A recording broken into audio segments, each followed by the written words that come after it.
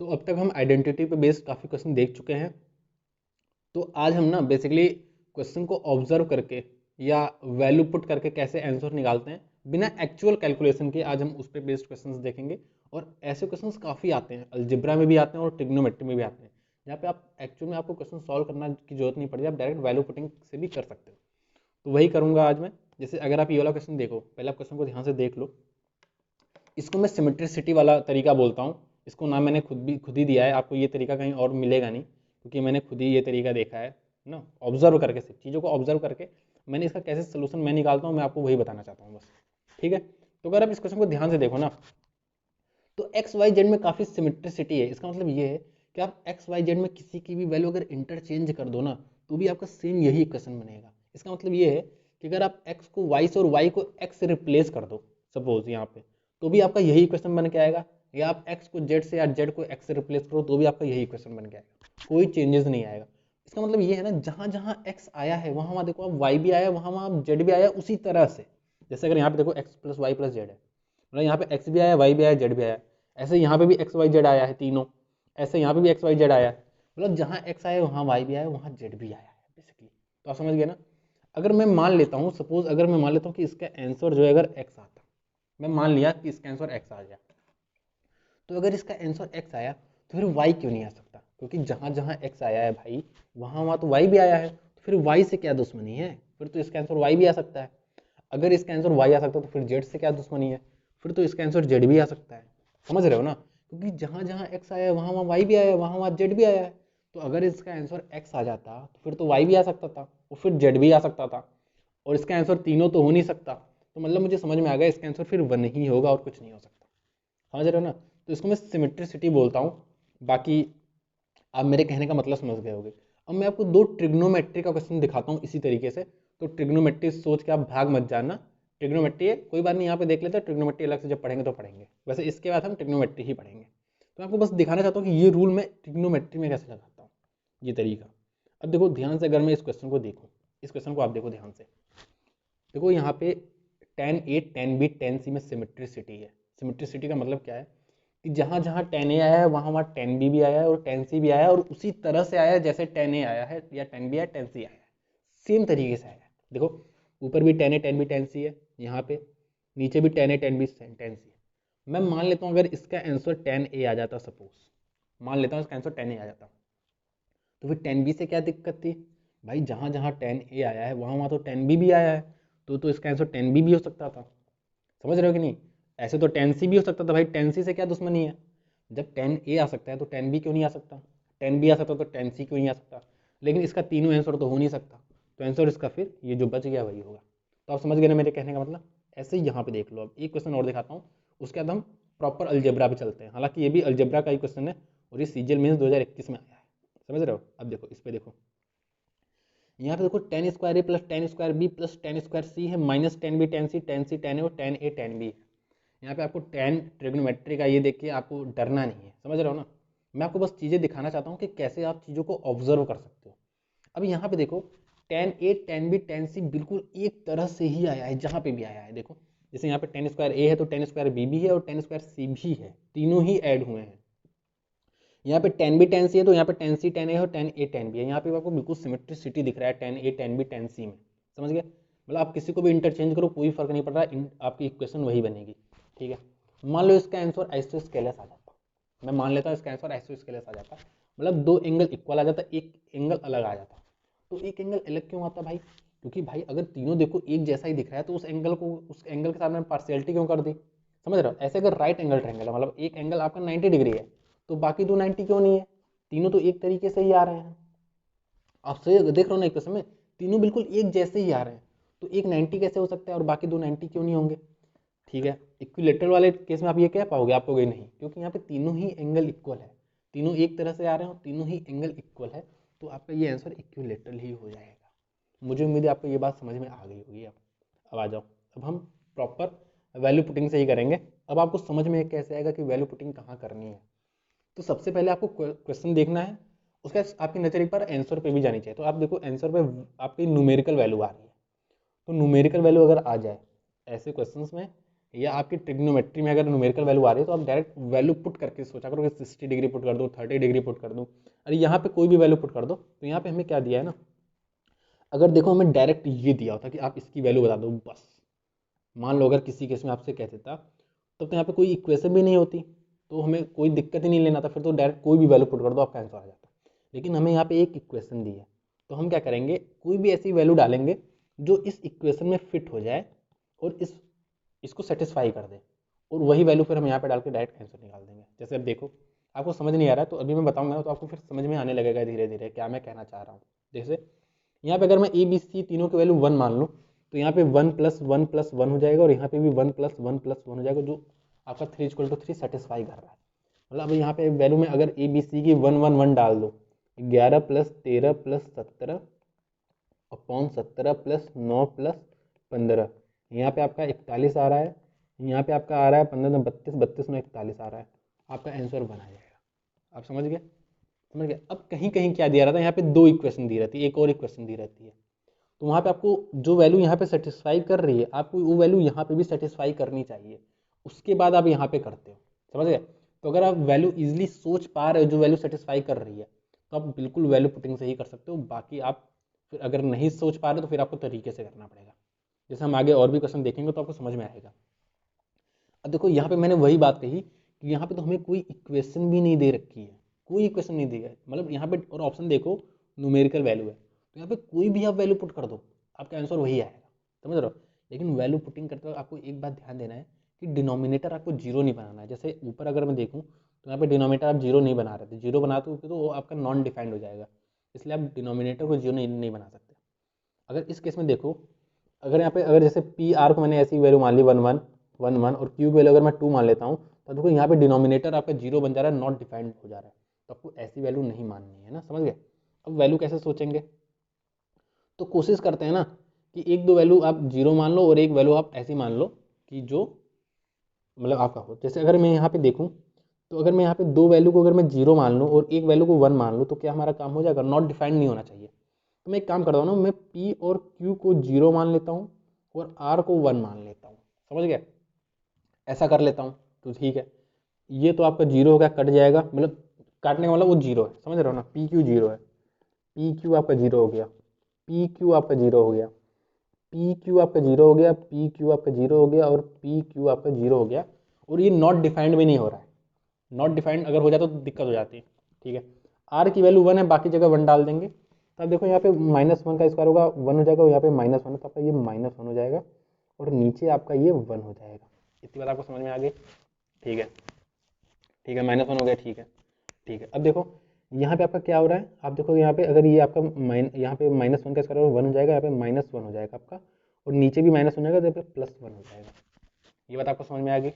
अब देखो यहाँ पे देखो, यहाँ पे 1 आ रहा है और नीचे भी आपका 1 आ रहा है, 1 आ गया, तो आपका ये आपका 1 आ जाएगा। समझ गए, कोई भी दिक्कत इसमें। हमने क्या किया, पी क्यू की वैल्यू जीरो मान ली। जीरो इसलिए मानते हैं ना जिससे हमारा कैलकुलेशन थोड़ा ईजी हो जाए। आप यहाँ पे 1 2 3 वैल्यू भी मान लो तो भी कोई दिक्कत नहीं, आपका हो जाएगा। लेकिन 1 2 3 में दिक्कत आपका नहीं आएगा, कोई दिक्कत नहीं आएगा 1 2 3 में भी। ठीक है, तो आप वो भी मान सकते हो, वहाँ पे थोड़ी आपकी कैलकुलेशन ज़्यादा हो जाएगी, इसलिए मैं जीरो मान लिया। आप भी ऐसे ही जीरो मान सकते हो, कुछ वैल्यू 1, जैसे मन करे वैसे मानो, नॉट डिफाइंड नहीं होना चाहिए। समझ गए। ठीक है, ठीक है, ठीक है, चलो आ जाओ। अब देखो यहाँ पे है, यहाँ पे देखो हमें ये सिंप्लीफाई करना है, हमें इसकी वैल्यू दी हुई है एक्स वाई के टर्म में, और यहाँ पे देखो आपको ऑप्शन न्यूमेरिकल वैल्यू दिया है, एक जगह एक्स वाई जेड भी दिया है। हमारे पास कोई रेस्ट्रिक्शन नहीं दी हुई है ना, हम कुछ भी मान सकते हैं वैल्यू, यहाँ पे कोई दिक्कत नहीं है, कुछ भी मानो आपका आंसर वही आएगा जो आना है। तो मैं क्या करता हूँ, एक्स वाई जेड को 1 1 1 मान लेता हूँ, जिससे आपका ये 3 बन जाए, तो ये चारों ऑप्शन डिफरेंट हो जाएंगे।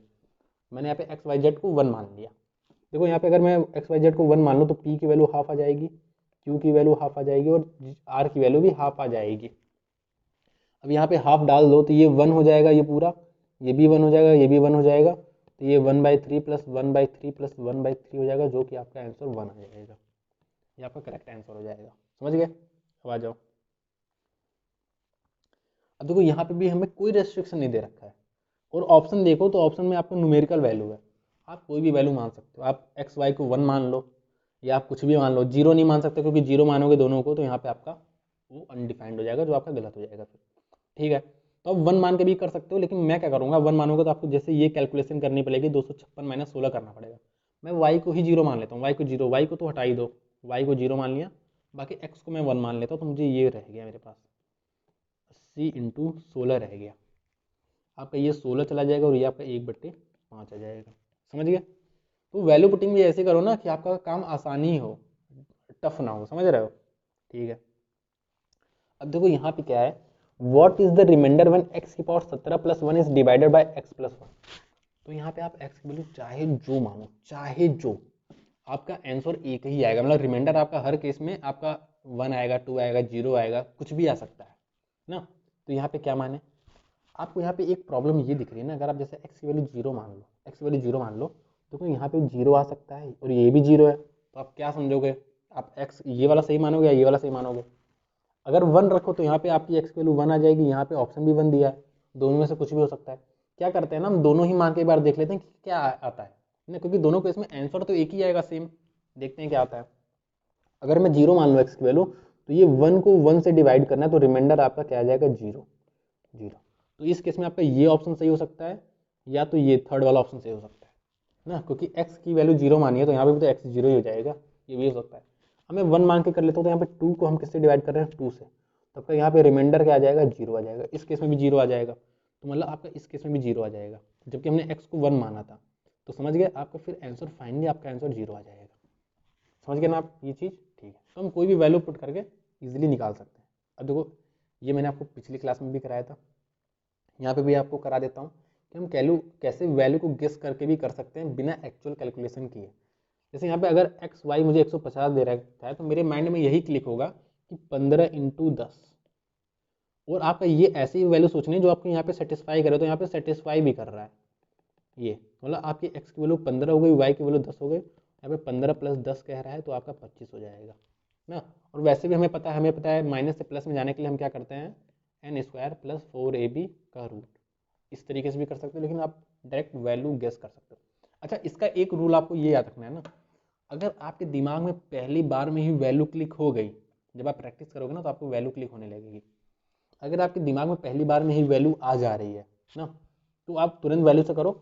अगर आपके दिमाग में वैल्यू नहीं आ पा रही है, तो आप तुरंत फिर पेन उठा लो, वरना आप अगर वैल्यू सोचते रहोगे ना, तो फिर दिक्कत है, फिर आपका टाइम वेस्ट होगा। समझ रहे हो? तो अगर माइंड में वैल्यू क्लिक हो गई तो आप डायरेक्ट करो, नहीं क्लिक हो रही है तो आप तुरंत नॉर्मल मेथड से करो, जो मैंने आपको जैसे यहाँ पे आपको ये मेथड बता दिया। बाकी आप कोई भी, जैसे यहाँ पे है, यहाँ पे अगर इस क्वेश्चन को ऑब्जर्व करें, तो a प्लस बी दिया है, a cube plus b cube दिया है, ए बी दिया है ना। तो आप जैसे अगर आपके दिमाग में वैल्यू क्लिक नहीं हो रही है, तो आप डायरेक्ट a प्लस बी का होल क्यूब करोगे, जो कि a cube plus b cube plus 3ab और a प्लस बी होता है। आपको इसकी वैल्यू दी है, आपको इसकी वैल्यू दी है, आपको इसकी वैल्यू दी है, यहाँ से आप ए बी की वैल्यू इजीली निकाल सकते हो। समझ गए? अगर आपके दिमाग में वैल्यू क्लिक नहीं हो रही है। लेकिन अगर मैं इस इक्वेशन को मैं इस इक्वेशन को देखूं, तो मैं इसके लिए ये करता नहीं, मैं इसको ऐसे सोचता कि ए बी की वैल्यू पूछा है, मतलब 2 नंबर को मल्टीप्लाई किया है बेसिकली ना। ठीक है, तो ए बी की वैल्यू क्या है, अगर मैं 31 लेता ना, अगर मैं यहाँ पे मैं वैल्यू गेस करने की कोशिश कर रहा हूँ बस, तो ये तो यार 31 इंटू 1 होता है, किसी को भी माइनस दे दो कोई दिक्कत नहीं है, माइनस किसी के साथ लगा दो, ऐसे ही बन सकता है और किसी तरीके से बन नहीं सकता है। तो यहाँ पे इन दोनों का जो सम है वो 2 नहीं आ रहा है, जो कि यहाँ पे दिया है। अगर मैं इसको देखूँ, ये 16 दूना 32 ऐसे बन सकता है, या तो 32 इंटू 8 बन सकता है, या 8 चौक 32 बन सकता है, और किसी के साथ भी आप निगेटिव दे दो कोई दिक्कत नहीं है। तो यहाँ पे भी ये a प्लस बी आपका 2 नहीं बन रहा कहीं, यहाँ पे तो कुछ 4 बन जा रहा है, ऐसे ही आपका और जगह है। अगर मैं इसको देखूँ तो मुझे तुरंत दिमाग में यही वैल्यू क्लिक होगी, और इसको मैं माइनस दे दूँ तो आपका a प्लस बी जो है वो आपका 2 बन जा रहा है, तो आपका तुरंत ये इक्वेशन भी सेटिस्फाई हुए।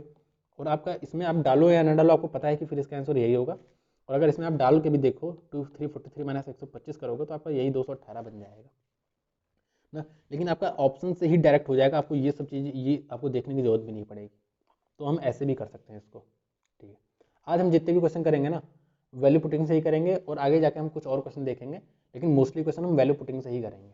बाकी आपको जो मेन तरीका मैं बता चुका हूँ, जैसे यहाँ पे है, तो आपको मैं बता चुका हूँ कि इसको कैसे करना है, ऊपर अभी मैंने दिखाया ना, ऐसे करना है इसको, इस क्वेश्चन को आप ऐसे कर सकते हो। लेकिन अगर मैं इस क्वेश्चन को देखूँ तो एक्स वाई 27 है, तो मेरे दिमाग में पहली वैल्यू यही क्लिक होगी, 9 तिरिक 27 होता है। और आप ये देखो 9 प्लस 3 कर दो तो 12 हो जाता है, और यहाँ पे x जो है ग्रेटर देन वाई, मतलब ये x हो गया और ये y हो गया। समझ गए? और आपसे x cube minus y cube पूछा है, मतलब 729 माइनस 27 पूछा है, जो आपका 702 हो जाएगा। समझ गए? तो आप प्रैक्टिस करोगे ना, आपके दिमाग में तुरंत वैल्यू क्लिक होने लगेगी। और अगर नहीं हो रही है तुरंत बेसिक से कर लो, कोई दिक्कत नहीं है ना, क्योंकि नहीं क्लिक होती है ना तो आपको बेसिक से ही करना पड़ता है। आप सोच नहीं पाओगे उसकी वैल्यू, क्योंकि उसकी वैल्यू फिर फ्रैक्शन में हो सकती है, जैसे 3/2 या 4/5 ऐसे वैल्यू हो, तो वो चीज़ फिर आप नहीं सोच सकते, फिर आपको तुरंत वो बेसिक से ही करना पड़ेगा। तो अगर क्लिक हो गए तो बहुत अच्छी बात है, नहीं हुआ तो तुरंत बेसिक से करो, क्योंकि फिर वो वैल्यू डायरेक्ट मतलब न्यूमेरिकल वैल्यू नहीं होता, फ्रैक्शन में होता है फिर। चलो ठीक है। अब जैसे ये है, मुझे x प्लस वाई 36 दिया है और मुझसे इसकी वैल्यू पूछा है, समझ रहे हो ना? कोई रेस्ट्रिक्शन नहीं है, कुछ भी नहीं है। मैं भाई इसको, मैं x को 36 मान लेता हूँ पूरा पूरा, y को मैं पूरा 0 मान लेता हूँ। y आपका 0 हो जाएगा, ये आपका 36 हो जाएगा, 36 माइनस 27 आपका 9 हो जाएगा, 9 का क्यूब, और ये -9 का क्यूब, -9 का क्यूब हो जाएगा, आपका ये आंसर 0 आ जाएगा। समझ गए? कोई दिक्कत? कोई दिक्कत नहीं। अब देखो ये क्वेश्चन है। अच्छा, इस टाइप का आपको कभी भी क्वेश्चन दिखे ना, तो आपको ये समझ में आ जाना चाहिए कि ये जो x की वैल्यू 1 होगी और यहाँ पे भी 1 होगी, तभी ये पॉसिबल है 2 होना। समझ रहे हो ना? तो x की सिर्फ एक वैल्यू के लिए ये 1 आएगा, हालांकि ये क्वाड्रेटिक बनेगा तो इसकी 2 वैल्यू आएगी। और जहाँ तक मुझे लग रहा है ये दूसरी वैल्यू जो है, अगर मैं ध्यान से देखूँ इसको, तो x square minus 2x plus 1 है, जो x माइनस 1 का होल स्क्वायर होता है।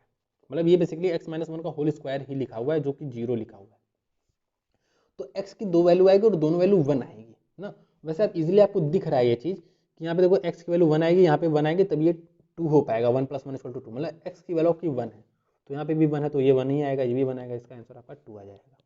समझ गए?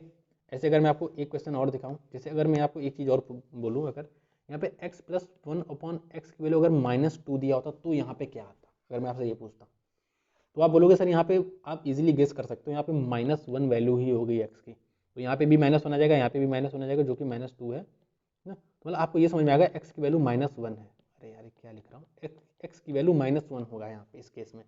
तो यहाँ पे क्या हो जाता है, यहाँ पे भी -1 आ जाता है, यहाँ पे भी -1 आ जाता है, ये -2 आ जाता है। समझ गए? अगर मुझसे ये पूछता है x की पावर 56 प्लस x की पावर ये -3 पूछता है, ऐसे पूछता है अगर मुझसे, तो क्या करते हैं आप? तो आपको पता है यहाँ पे -1 की पावर इवन है तो ये 1 आ जाता, यहाँ पे -1 की पावर ऑड है तो ये -1 आता, तो इस केस में आपकी वैल्यू 0 आ जाती। समझ गए ना? बेसिक मोटा मोटा कहने का मतलब ये है कि x + 1/x की वैल्यू अगर 2 दी है, तो आपको पता है x की वैल्यू 1 होगी। x + 1/x की वैल्यू अगर -2 दी है, तो आपको पता है x की वैल्यू -1 होगी। आगे आपसे जो भी पूछा आप इजीली कर सकते हो। समझ गए? अब आओ इस क्वेश्चन पे आओ। एक इक्वेशन दी है, हमसे इसकी वैल्यू पूछी है, मेरा नज़र ऑप्शन की तरफ गया, मुझे दिखा न्यूमेरिकल वैल्यू है, मतलब कोई भी वैल्यू पुटिंग से हम इजीली कर सकते हैं इसे। ठीक है, अब मैं क्या वैल्यू मानूँ? तो मैंने मान लिया इसकी वैल्यू अगर मैं 2 मान लेता हूँ, इसकी वैल्यू मैं -1 और -1 मान लेता हूँ, तो ये इक्वेशन को सेटिस्फाई कर देगा। बस तुरंत वैल्यू पुट कर दो, यहाँ पे आपका 4 आ जाएगा, यहाँ पे आपका 1 आ जाएगा, यहाँ पे आपका 1 आ जाएगा, नीचे आपका -2 आ जाएगा, यहाँ पे आपका 1 आ जाएगा, नीचे आपका -2 आ जाएगा, मतलब आप 4 में से 1 घटा दोगे, आपकी वैल्यू 3 आ जाएगी। समझ गए? इजी था ना? ठीक है। अब यहाँ पे भी देखो, आपसे यहाँ पे डायरेक्ट पूछा है इसकी वैल्यू, और अगर आप ऑप्शन की तरफ नजर दौड़ाओ तो आपका न्यूमेरिकल वैल्यू है। ऑप्शन की तरफ नजर दौड़ाने का मतलब ये है ना, सपोज अगर मुझे ऐसे, अगर इसका आंसर सपोज ऐसे दिया होता, p - q r³ / p + q, ऐसे मतलब सपोज ऐसा ऑप्शन दिया होता, तो वहाँ पे मैं वैल्यू पुटिंग नहीं करता ना, वहाँ पे मैं इसको सॉल्व करने की कोशिश करता, लेकिन मुझे ऑप्शन ही न्यूमेरिकल वैल्यू में दिया है, बोला हम वैल्यू पुट कर सकते हैं। अब देखो, अब मैं क्या करता हूँ यहाँ पे, आपको पहली बात तो एक वो भी दिया है, क्या क्या बोलते हैं इसको, एक आपको क्या दिया है, इसको इसको मैं क्या बोलूँगा, इसको मैं क्या बोलूँगा, एक कंडीशन दिया है। समझ गए? ठीक है। जो पी क्यू आर बराबर नहीं होना चाहिए, वो इसलिए बेसिकली कह रहा है क्योंकि अगर पी क्यू आर बराबर हो गया ना, तो ये नॉट डिफाइंड हो जाएगा, क्योंकि ये 0 हो जाएगा नीचे। ठीक है, तो हम एक काम करते हैं ना, पी की वैल्यू 1 मान लेते हैं, क्यू की वैल्यू 2 मान लेते हैं, और आर की वैल्यू 3 मान लेते हैं।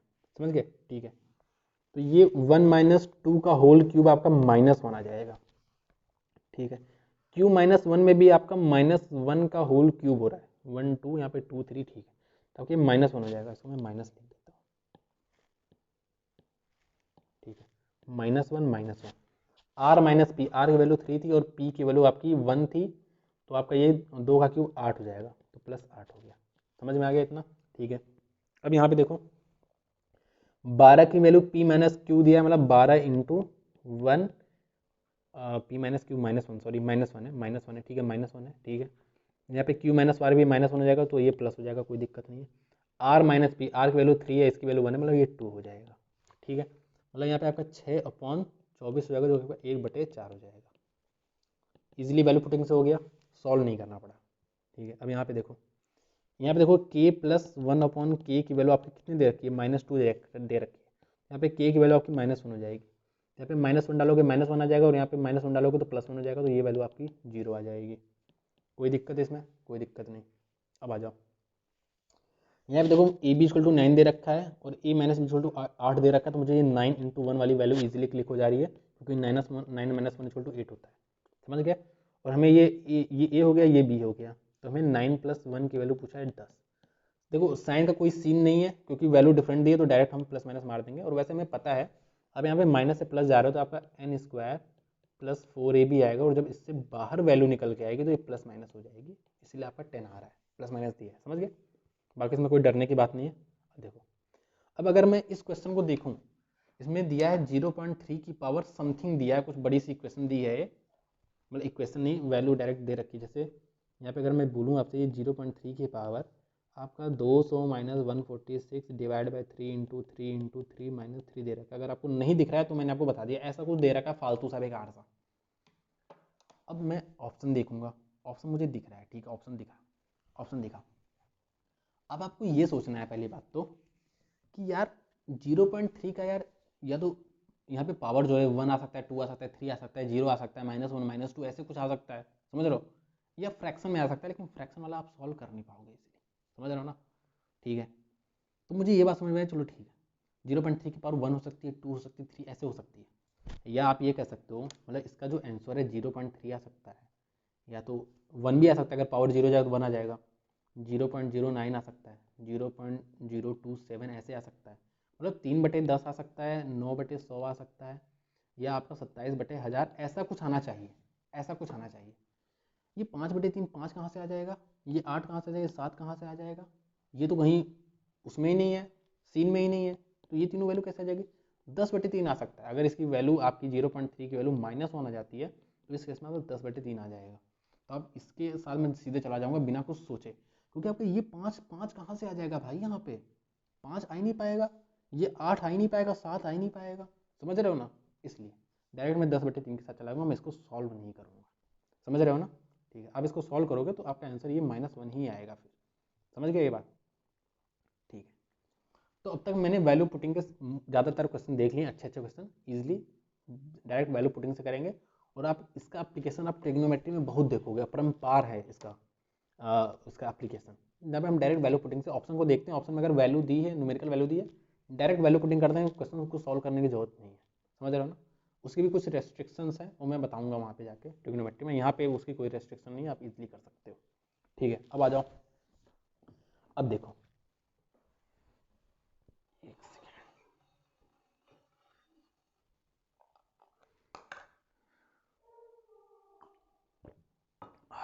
देखो, अब ध्यान से देखो, अगर आप हमसे इस टाइप का क्वेश्चन काफ़ी पूछता है, इस टाइप का क्वेश्चन काफ़ी आता है एग्जाम में, पिछले अगर 2-3 साल में देखो तो काफ़ी आता है। और ये जो मैंने ऊपर के क्वेश्चन दिखाए, ये सारे ही लगभग 2022, देखो 2022, 2022, 2022, 2022, मतलब एक ही एग्जाम में इतने क्वेश्चन आए हैं। समझ रहा हूँ ना? मतलब एक ही साल इतने, मतलब काफ़ी क्वेश्चन आ रहे हैं। ये नहीं कि आप ये सोचो कि मैं चुनिंदा क्वेश्चन लेके आया हूँ जहाँ पे वैल्यू पुटिंग हो रही है। बहुत सारे क्वेश्चन है, आप देखोगे खुद जाके, जिसमें आप वैल्यू पुटिंग से इजीली कर सकते हो। तो अब तक हम वैल्यू पुटिंग से काफ़ी क्वेश्चन देख चुके हैं। अब आपके जो क्वेश्चंस आते हैं ना, ये आपके आते हैं आइडेंटिटी पे बेस्ड, जिसमें हम वैल्यू को कंपेयर करना रहता है बस। और ये जनरली इन दोनों फार्मूले पे आते हैं, या और भी किसी फार्मूले पे आ जाए तो आपको डरना नहीं, आपको सिर्फ कंपेयर करना और कुछ नहीं करना है। जैसे अगर मैं इस क्वेश्चन में देखूँ, तो यहाँ पे देखो ये लिखा है कुछ a³ - b³ जैसा लिखा है, और यहाँ पे ये a - b से डिवाइड कर दिया है, और ये आपका ऐसा कुछ बन जा रहा है। जो जनरली मैं आपको बताऊँ तो ये आपका ऐसे लिखा है, a³ - b³ upon a - b दिया है। तो आपको पता है ये a - b ऊपर से नीचे वाला a - b चला जाएगा, आपका बचेगा a² + b² + ab बच जाएगा। तो सेम चीज़ बस यहाँ पे लिखा है, आपको बस चीज़ों को कंपेयर करना है। तो अगर मैं इस क्वेश्चन को आपको लिख के दिखाऊं, मैं इस बार आपको लिख के दिखा दे रहा हूँ, बाकी आप इसको ओरली कर लोगे, कोई दिक्कत नहीं है। देखो, तो यहाँ पे लिखा है x³ - 2√2y³ ना, ये एक्चुअल में जो है ना, ये आपका ये लिखा है, ये एक्चुअल में आपका लिखा है x cube minus root two y का whole cube, a cube minus b cube, समझ गए। और यहाँ पे डिवाइड किया है x minus root two y से डिवाइड किया गया, यहाँ पे x minus root two y से डिवाइड किया गया। तो आपको पता है ये जो आता है ना, ये ए माइनस बी आता है, ए माइनस बी से आपका ये नीचे वाला कट जाएगा, आपका बचेगा a square plus b square plus a b. तो आपका a square plus b square, आपका इसका स्क्वायर करोगे ना तो रूट टू वाई स्क्वायर, और प्लस ए बी आपका रूट टू आ जाएगा और एक्स वाई आ जाएगा, ये आ जाएगा। और आपको यही इक्वल्स टू दिया है यहाँ पे, देखो अगर ये दिया है यहाँ पे, देखो इक्वल्स टू करके दिया है आपका a x square plus b x y plus c y square. तो यही चीज़ है, बस आपको यहाँ पे कंपेयर करना है। तो आप देखोगे यहाँ पे ए की वैल्यू वन आ जाएगी, ए की वैल्यू वन आ जाएगी, एक्स वाई का आपका ये है तो बी की वैल्यू आपकी रूट टू आ जाएगी, और सी की वैल्यू आपकी दो आ जाएगी, सी की वैल्यू आपकी दो आ जाएगी। कंपैरिजन करना और कुछ नहीं करना है, ठीक है। तो यहाँ पे देखो आपसे फिर इसकी वैल्यू आपको बताना है, इसकी वैल्यू तो टू ए की वैल्यू टू हो गई, फोर रूट टू बी की वैल्यू आपकी कितनी हो जाएगी, आठ हो जाएगी, क्योंकि four root two into root two आठ हो गई, और सी की वैल्यू आपकी फोर सी की वैल्यू आपकी आठ हो जाएगी, तो यहाँ पे माइनस आठ हो जाएगा। आपको ये चला गया, आपको टू आंसर हो जाएगा। सिर्फ कंपैरिजन करना और कुछ नहीं। अब अगले क्वेश्चन में मैं ऐसे कुछ लिखूंगा नहीं, मैं डायरेक्ट करके बताता हूँ आपको कैसे करना है। देखो आपको ये देखो ए क्यूब माइनस बी क्यूब जैसा दिख रहा है, आपको ये पता है ना ये ए की वैल्यू ये होगी, बी की वैल्यू ये होगी, तभी ये कट रहा है, और आपके यहाँ पे एक्स स्क्वायर वाई स्क्वायर और एक्स वाई वाला टर्म बच रहा है, समझ गया ना। तो आपको समझ में आ गया, आपका ये ए है और ये आपका बी है, और ये ए माइनस बी है, ए माइनस बी का ए क्यूब माइनस बी क्यूब किया है, समझ गया। ए की वैल्यू निकल गई, यहाँ पर आपका ए स्क्वायर आ जाएगा, तो आपका फाइव एक्स स्क्वायर आ जाएगा, मतलब ए की वैल्यू आपकी फाइव हो जाएगी। यहाँ पे ए एक्स स्क्वायर है, यहाँ पे ए स्क्वायर ही तो आएगा, a square plus b square plus a b, तो ए स्क्वायर की वैल्यू आपको क्या आ रही है, five x square, x square का कोफिशिएंट इक्वल होगा, तो यहाँ पे ए की वैल्यू फाइव आ गई। ऐसे आपकी बी की वैल्यू क्या आ जाएगी, वाई स्क्वायर, तक इसका स्क्वायर करो, तीन तिरिक नौ तिरिक सत्ताईस, सत्ताईस आ जाएगी, बी की वैल्यू सत्ताईस आ गई, तीन तिरिक नौ तिरिक सत्ताईस। एक्स वाई की वैल्यू क्या आएगी, इन दोनों का मल्टीप्लीकेशन ए बी, तो आप देखो कि तीन रूट पंद्रह आ जाएगा, इन दोनों को मल्टीप्लाई कर दो ना, ए बी आपका कितना आ रहा है, थ्री रूट पंद्रह एक्स वाई आ रहा है, तो यहाँ पे एक्स वाई का कोफिशिएंट सी है, तो सी की वैल्यू आपकी थ्री रूट पंद्रह हो जाएगी, समझ गया इतना, ए बी सी आ गया।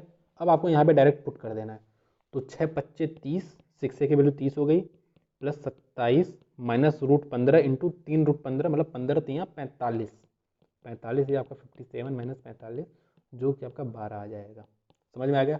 डायरेक्ट कर दिया, हमें यहाँ पे लिखने की जरूरत नहीं है, अब आप समझ गए हो कैसे करना है। अब देखो जैसे यहाँ पे अगर मैं इसकी बात करूँ, तो ध्यान से देखो, ये 2x का क्यूब लिखा है और ये 3y का क्यूब लिखा है, होल क्यूब मतलब, और आपको वैसे ही पता है यही वैल्यू a की होगी और यही वैल्यू b की होगी, तभी यहाँ पे सिर्फ ये वाला टर्म बच रहा है, समझ गया, ठीक है।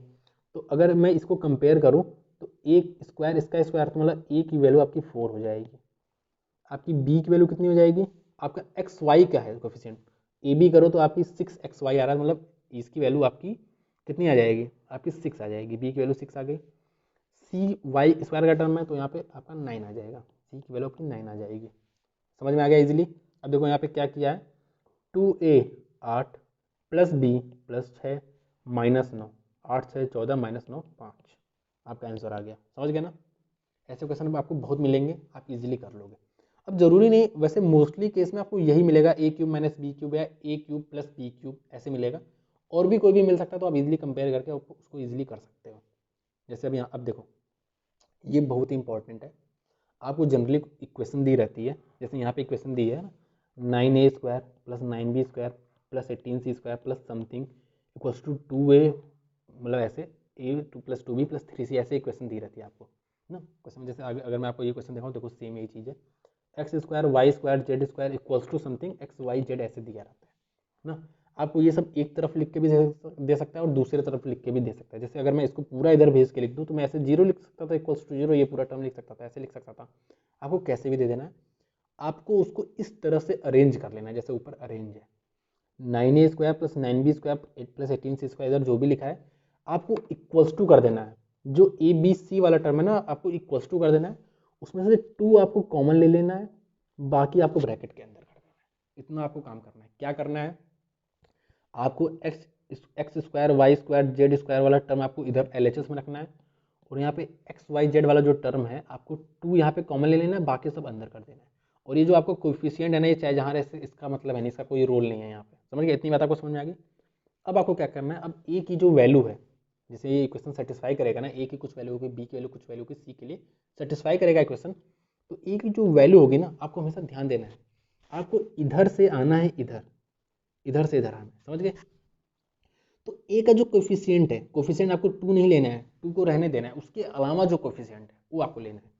तो यहाँ पे 1 है, इसका कोफिशिएंट अपॉन इसका कोफिशिएंट, इसका कोफिशिएंट, तो यहाँ पे जैसे 1 है इसका 1 अपॉन, और इसका 9 है तो 9, 1 अपॉन 9। ऐसे अगर बी का बात करूँ तो 2 अपॉन 9, सी का बात करूँ तो 3 अपॉन 80। समझ गए? ये ए बी सी की वैल्यू हो जाएगी। इतनी बात आपको समझ में आ गई? ठीक है, अब आगे बढ़ते हैं।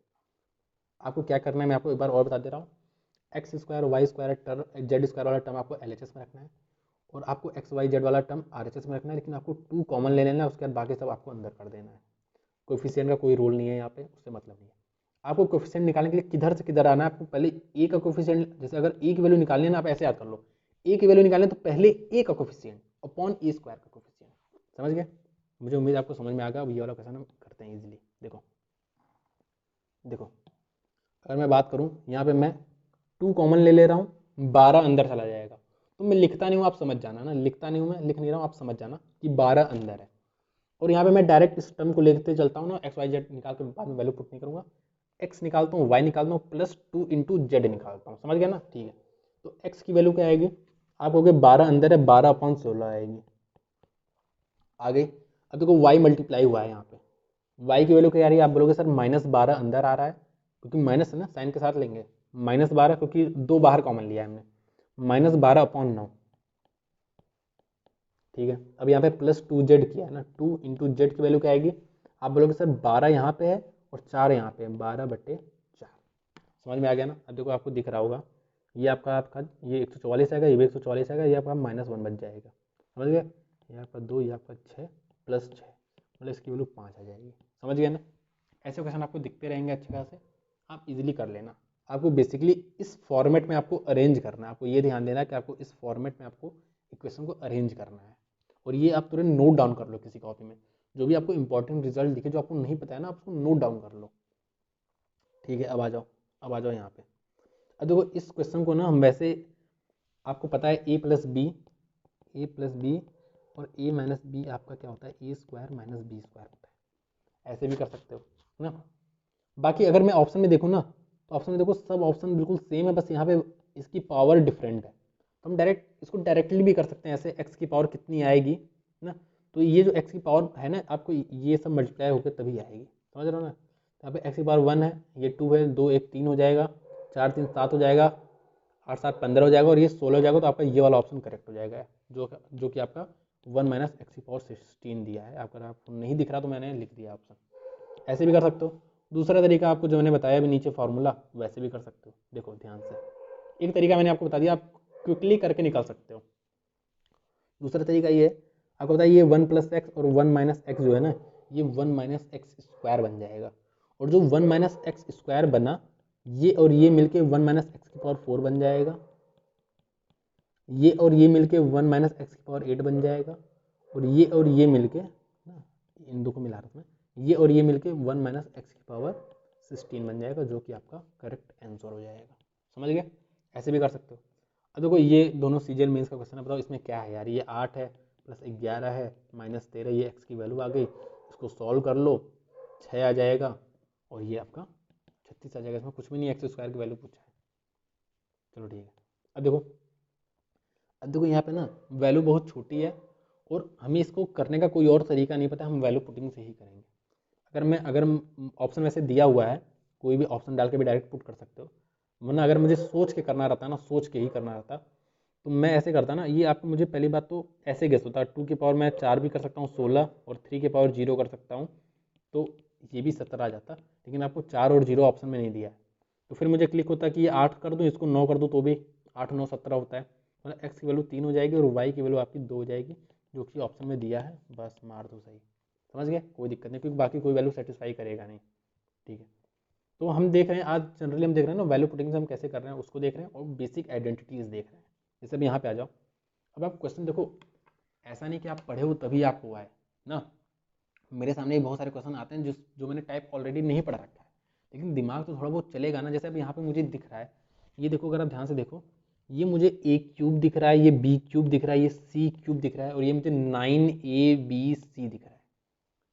मतलब थोड़ा ऐसा दिख रहा है, इस वाले जैसा दिख रहा है, a cube plus b cube plus c cube equal to 3ab से ऐसा मुझे दिख रहा है, लेकिन हमें 9ab दिख रहा है मुझे ना। तो इसको जनरली यहाँ पे 27 भी लिखा है, तो इसको 3 को अंदर डाल दो, क्योंकि 27 अंदर जाएगा तो 3 बन जाएगा ना, क्योंकि क्यूब होके बाहर निकला है तो क्यूब रूट होके अंदर जाएगा। ठीक है। और यहाँ पे भी अगर 3 को मैं यहाँ पे इसके अंदर डाल दूँ, किसके अंदर, ये तो मुझे दिख रहा है 5x-3 है, साइन चेंज है, कोई दिक्कत नहीं है। 2x + 5 है दिख रहा है, यहाँ पे मुझे दिख रहा है ये आपका 3 अंदर जाएगा 12 हो जाएगा, तो इसको भी 3 को अंदर डाल देते हैं यहाँ पे। समझ रहे हो ना? ठीक है। साथ में आप देखो यहाँ पे 5x-3 है, यहाँ पे 3 - 5x है, तो इसको मैं अगर 5x-3 करूँ तो आपका माइनस बाहर आ जाएगा। समझ रहे हो? 3 को मैंने अंदर डाल दिया है, 3 यहाँ पे, 3 को भी अंदर डाल दूंगा।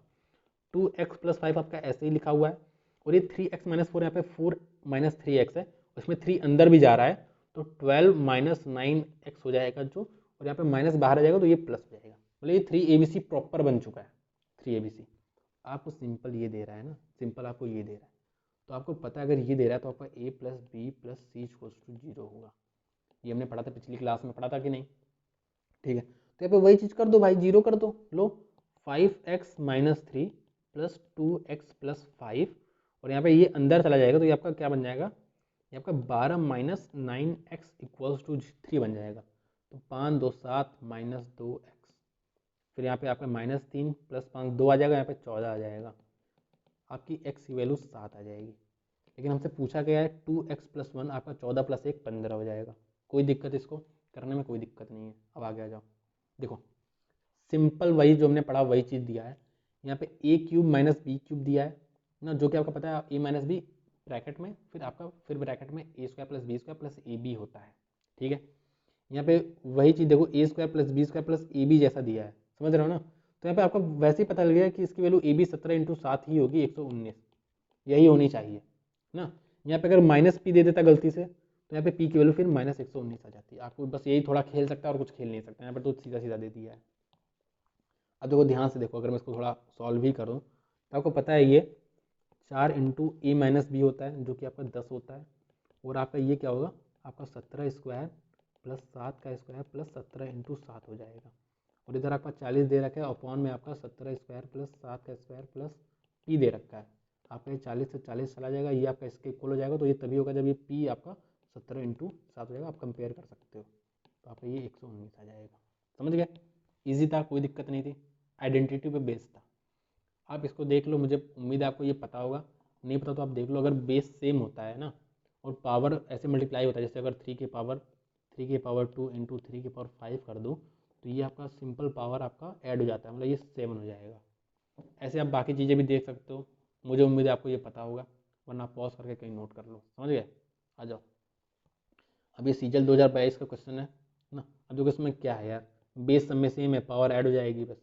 ये 9 5 आपका हो जाता है 14 - 4 आपका 10 हो जाएगा, जीरो से कोई मतलब नहीं है, माइनस से आपका 4 हो जाएगा, मतलब x की पावर आपका 4 हो जाएगा। कोई दिक्कत इसमें, कोई तकलीफ, कोई तकलीफ नहीं।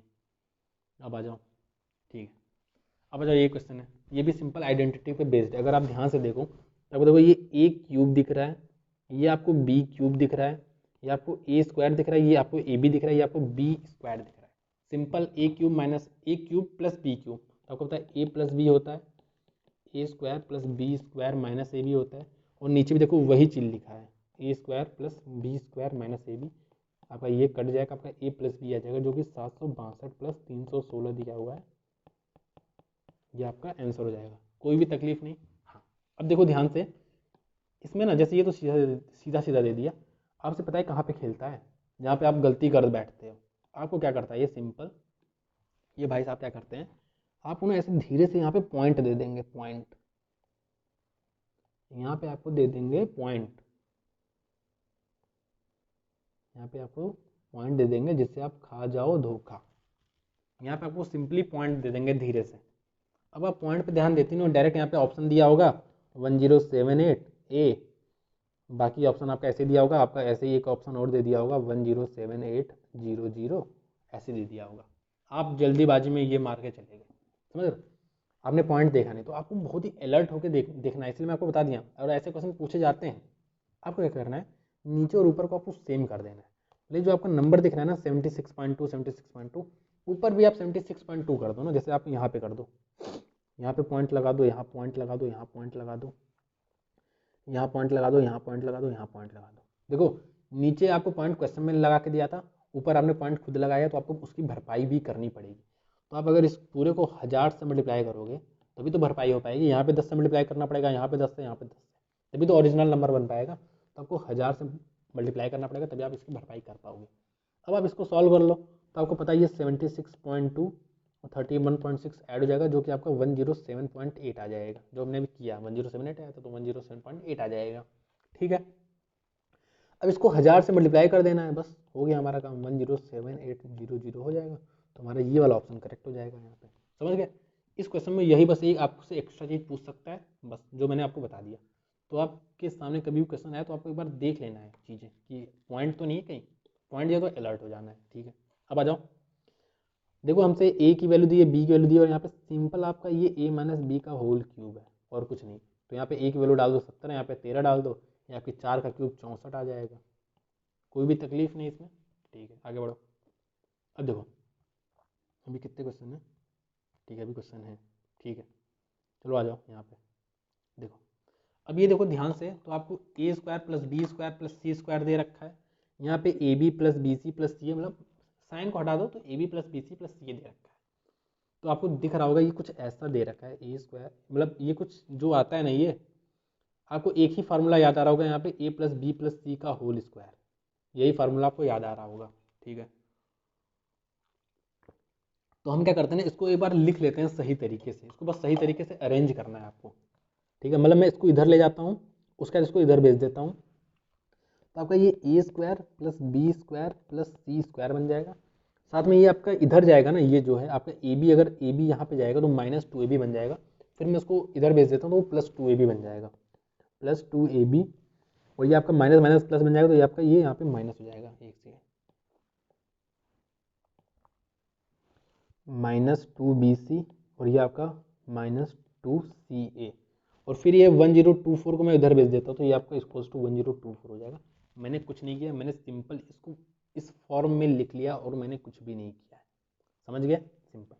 अब आप ध्यान से देखो ना, तो यहाँ पे साइन का थोड़ा खेल है, साइन का। तो आप देखो यहाँ पे ए भी तो पॉजिटिव आ रहा है, यहाँ पे अगर सी को मैं निगेटिव कर दूँ, सी को मैं निगेटिव कर दूँ, तो आपका ये पूरा यही क्वेश्चन बन जाएगा, मतलब ये आपका ए प्लस बी माइनस सी का होल स्क्वायर। आप इसको खोल के देख भी सकते हो, और मैंने बताया है ये कुछ नहीं है, ये ए प्लस बी प्लस माइनस सी का होल स्क्वायर और कुछ नहीं है। तो यहाँ पे पॉजिटिव बन जाएगा, बाकी यहाँ यहाँ निगेटिव बन जाएगा। ठीक है, तो ये आपका 32 का स्क्वायर दिया है, तो a plus b minus c equals to आपका 32 हो जाएगा। साइन का कोई टेंशन नहीं लेना है यहाँ पे, साइन का टेंशन तब लेना है जब यहाँ पे साइन में कुछ दिया हो। ठीक है, और आपको a प्लस बी की वैल्यू 5c दे रखी है, तो यहाँ पे आपका 5c minus c equals to 32 हो जाएगा, 4c इक्वल्स टू 32 हो जाएगा, तो आपकी c की वैल्यू 8 आ जाएगी। समझ गए? कोई भी तकलीफ इसमें? कोई तकलीफ नहीं। अब आ जाओ आगे। अब देखो ये अच्छा क्वेश्चन है, इसको कैसे करते हैं देखो देखो। अब यहाँ पे पहले नीचे वाला देख लेते हैं, फिर ऊपर वाला देख लेंगे। देखो हमसे बेसिकली पूछता है ना कौन सा स्टेटमेंट सही कौन सा गलत है। बेसिकली ये आपका मेरे ख्याल से ना ये 2023 में आया हुआ क्वेश्चन है, 2023 प्री में आया हुआ क्वेश्चन है। समझ गए? तो देखते हैं इसको कैसे करते हैं। पहले तो नीचे वाला देखते हैं, नीचे वाला क्या आ रहा है। तो आपको पता है ये जो है और ये जो है मिल के आपका के स्क्वायर माइनस 1/k² हो जाएगा। ये और ये मिल के आपका के स्क्वायर 4 माइनस 1/k² 4 बन जाएगा, मतलब के की पावर 4 बन जाएगा। ये और ये मिल के आपका के की पावर 8 माइनस 1/k² बन जाएगा। आपका बचा क्या? आपका ये बच गया। और ये मिल के आपका कुछ नहीं बन पाएगा, मतलब जो बनेगा बनेगा, लेकिन आपका ये तो नहीं बन पाएगा। क्यों? ये आपका तभी बन पाता ना जब आपका ये 8 होता और ये भी 8 होता, तो आपका ईजिली बन जाता। तो यहाँ पे ये वाला तो गलत हो गया, ये वाला गलत हो गया। ठीक है, अब यहाँ पे देख लो ऊपर वाला, देखो ऊपर वाला कैसे करना है। पहली बात तो यहाँ पे 21 से आपका 100 तक आया है, मतलब यहाँ पे आपका टोटल 80 टर्म्स आए हैं, अगर आपको दिख रहा हो ना। अब आपको सोचना है इसको सॉल्व अगर कैसे करें। तो आपको ये, अगर आप इन दोनों को लो साथ में, तो आपका ये a square minus B square है, जो कि ए प्लस बी ए माइनस बी होता है। तो अगर आप ए प्लस बी की वैल्यू देखो तो 199 हो जाएगी, और ए माइनस बी की वैल्यू देखो 1 हो जाएगी, जिसको हम नहीं लिखे तो भी काम चल जाएगा। ठीक है, अब यहाँ पे देखो, यहाँ पे इन दोनों को ओ करो ए प्लस बी, तो आपका 195 आ जाएगा, और इंटू 1 आ जाएगा, जिसको न लिखो तो भी कोई दिक्कत नहीं। ऐसे ही आपका ये 191 आ जाएगा, और ऐसे ही आप जाओगे तो यहाँ पे आपका 22 + 21 43 बन जाएगा, और यहाँ पे टोटल टर्म्स हो गए आपके 40 टर्म्स हो गए ना, क्योंकि यहाँ पे 80 थे, अब मैंने दो दो को एक साथ लिख लिया है, तो 40 टर्म्स हो गए। अब इसका सम तो आपको एपीजीपी में पता होगा, अगर पहला टर्म पता है, आखिरी टर्म पता है, और आपको नंबर ऑफ टर्म्स पता है, तो n/2 a + l होता है, जो कि ये नंबर ऑफ टर्म्स होता है 40/2, जो कि हम डायरेक्ट 20 लिख लो, और a + l मतलब पहला और ये आखिरी जोड़ दो, आपका 9 3 12, 2 हाथ लगा 1, 9 10 14 लगा 1, ये 2, इतना आ गया, और आपका ये दिख गया 4840 आ जाएगा। मतलब ये चीज़ आपकी सही लिखी हुई है, ठीक है, तो आपका ये वाला ऑप्शन हो जाएगा, ये वाला ऑप्शन, समझ गए ना। ठीक है, अब आ जाओ, यहाँ पे आ जाओ, तो ये आपको देखो ये और ये आपका, अच्छा ठीक है, यहाँ पे मेरे ख्याल से कुछ क्वेश्चन मिसिंग है, तो मैं इसको यहाँ पे ये मान लेता हूँ ना कि ये भी लिखा हुआ है, मैं मान लेता हूँ ये भी लिखा हुआ है ना, ये भी मल्टीप्लिकेशन में लिखा हुआ है, ठीक है, तो आपका ये दोनों मिल के आपका क्या बन जाएगा, k² - 1/k², फिर आपका ये दोनों मिल के आपका k⁴ - 1/k⁴ बन जाएगा, ये दोनों मिल के आपका k⁴ 8 - 1/k⁴ बन जाएगा, ये दोनों मिल के आपका k⁴ 16 - 1/k⁴ बन जाएगा, ऐसे ये दोनों मिलकर आपका k⁴ 32 - 1/k⁴ बन जाएगा, ऐसे ये दोनों मिलकर आपका k⁴ 64 - 1/k⁴ बन जाएगा, ठीक है, तो ये आपका आंसर आ जाएगा यहाँ पे, समझ गए, 2022 का क्वेश्चन है, ईजी है ना। जैसे मैं यहाँ पे लिख रहा हूँ ना, आपको लिखने की जरूरत नहीं पड़ेगी, आप सोच लोगे सब चीज़ें।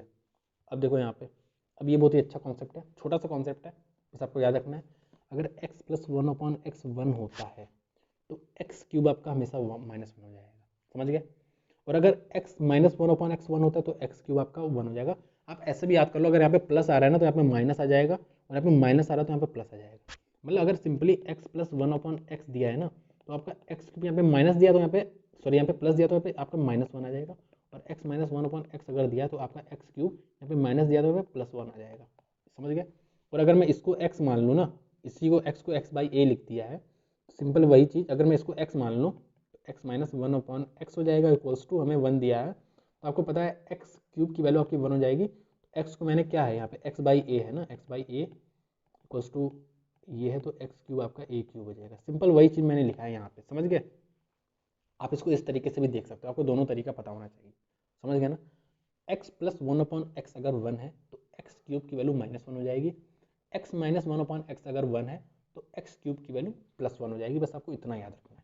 अब यहाँ पे आ जाओ, ये x है, ये 1/x है, 1 दिया है तो यहाँ पे -1 हो जाएगा, मतलब r/13 का जो है क्यूब आपका -1 हो जाएगा, तो r की वैल्यू जो है, r³ की वैल्यू आपकी -13³ हो जाएगी ना। अब 13 का क्यूब आपको नहीं पता, मुझे भी नहीं पता, ठीक है, तो इन दोनों में से एक हो जाएगा।